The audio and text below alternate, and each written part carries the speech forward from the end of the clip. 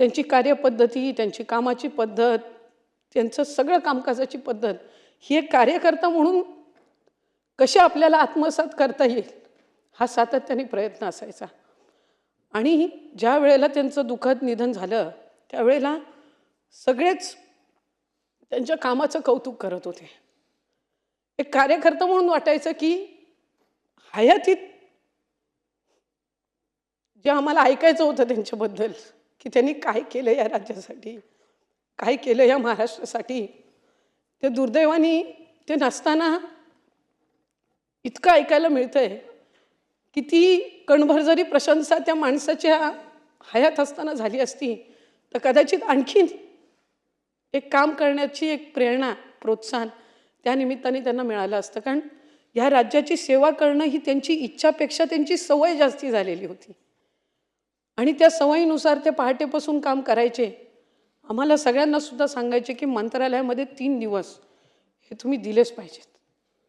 सोमवारी आम्ही मंत्रालयामध्ये यायचो. मंगळवारचा अख्खा दिवस त्यांच्यासोबत जायचा, बुधवारचा अख्खा दिवस त्यांच्यासोबत जायचा. आणि त्यांच्याशिवाय कधी काम करावं लागेल अशी भावना सुद्धा दुरान्वे सुद्धा मनाला स्पर्श करून कधी गेली नाही. मला आठवतंय 28 जून 2024 रोजी त्यांनी बजेट मांडलं. मुख्यमंत्री लाडकी बहीण योजना त्यांनी त्या बजेटमध्ये जाहीर केली. त्या दिवशी जे जॅकेट त्यांनी घातलं होतं गुलाबी रंगाचं, खरं तो रंग काय फारसा असा त्यांचा काय आवडीचा किंवा अशातला काही भाग नाही. पण ते जे जॅकेट घातलं ते आमच्या आग्रा खातरनंतर 12 जॅकेट तशी शिवून घेतली. आणि मग प्रत्येक सभेमध्ये त्या जॅकेटनी ते प्रचाराला यायचे. आपल्या प्रत्येकाचा एक नेता असतो.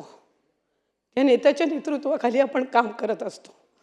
तो नेता आपला अभिमान असतो. तो नेता आपला माज असतो. ते चांगल्या पद्धतीनं माज असतो. हा आमचा रुबाबदार नेता. चालत यायचे, तो रुबाबदारपणा बघून आम्हाला अभिमान वाटायचा. आणि आज जात असताना तो रुबाबदार नेता फक्त एकटा गेला नाही, कार्यकर्ता म्हणून आमचा रुबाब आणि माज पण जाताना सोबत घेऊन गेला.